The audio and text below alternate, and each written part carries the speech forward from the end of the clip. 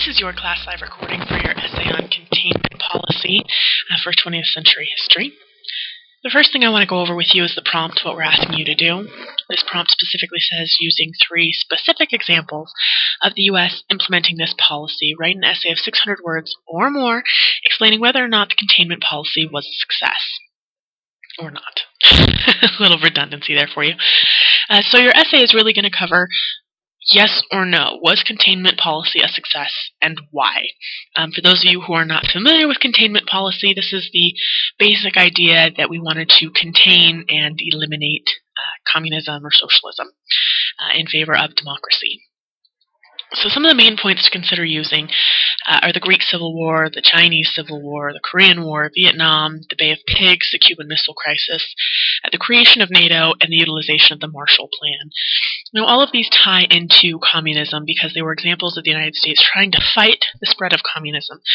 And through things like NATO and the Marshall Plan and also kind of subsidizing parts of the Greek War, the Chinese Civil War, Korea and Vietnam, and of course everything that was going on in Cuba, we really kind of stuck our nose all over the world in an attempt to keep the world a democratic place and not so much a communist nation, or I guess world. So when you're writing this essay, this is a basic breakdown of what your essay should look like.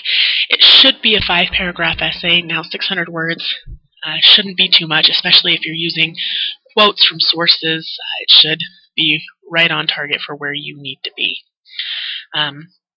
So your introduction, for writing historical essays, I recommend utilizing background information. Talk about why the U.S. Didn't trust the whole concept of communism. What was our beef? Why were we saying, you know what, we don't want communism to spread, this is not a good thing? And talking about that background, maybe including Stalin and impressions of him during the World War and that sort of thing might be useful here. Now, each of your body paragraphs should cover one of the things from the main points list that we looked at previously. Your body paragraphs don't have to come from that list, but I think that's a good place to start.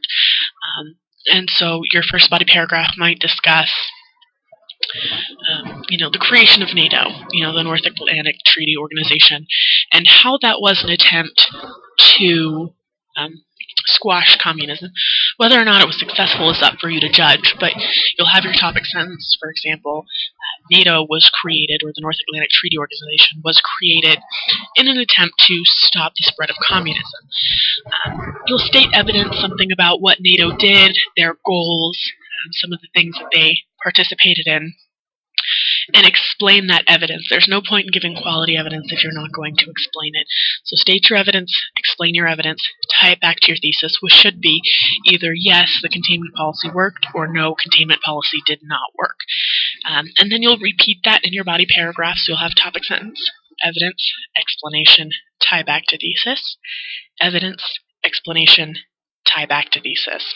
So you should have 2 pieces of evidence for each body paragraph to have a really quality paragraph. Each of your body paragraphs will follow that format where you'll discuss one of the items and whether or not it was a successful use of containment policy. You do have to be definitive here. You can't say, well, it was kind of a success, but kind of wasn't. Be definitive. Yes, it was. No, it wasn't. Here's why. And then your conclusion, summarize your essay, restate your main points, your thesis, yes, it was, no, it wasn't. And then tie back to your introduction. This might include some information about, the downfall of communism, why communism is better than democracy, or vice versa, and that sort of thing. But tie it back to your introduction. Here's a brief list of do's and don'ts. Do reread for clarity. I will catch anything awkward and kind of blunt and just not sensical. Don't assume that one draft is going to be perfect. If I send you back your essay with recommendations to fix it, those recommendations aren't for me, those are for you to become a better writer. So consider rewriting using those recommendations. It will, I promise, make you a better writer. Do explain and give relevant evidence. You can have the greatest statistics and facts in the world, but if you don't explain them, they're useless. So make sure that you do a thorough explanation of any evidence that you provide. Don't use personal pronouns or talk about your essay as an entity. Nothing breaks my heart more than reading a quality essay that starts with, "In my essay today, I'm going to talk about." There's no reason for that. You can always just delete that and start with the next word. For example, if you said, "In my essay today, I'm going to talk about how the Soviet Union was a beacon of communism," you can just say, "The Soviet Union was a beacon of communism." We don't need introduction to your introduction. So try to keep those out of your essay. Do cite your sources and put your information in quotes. I can't say enough about this. There is no reason to fail an essay because you didn't cite your sources. So if you're going to do research, tell me where it's from. Put it in quotes in your essay so I know that's you giving credit and not you trying to steal it. Okay? There's a big difference here. So always cite your sources. Always put it in the quotes.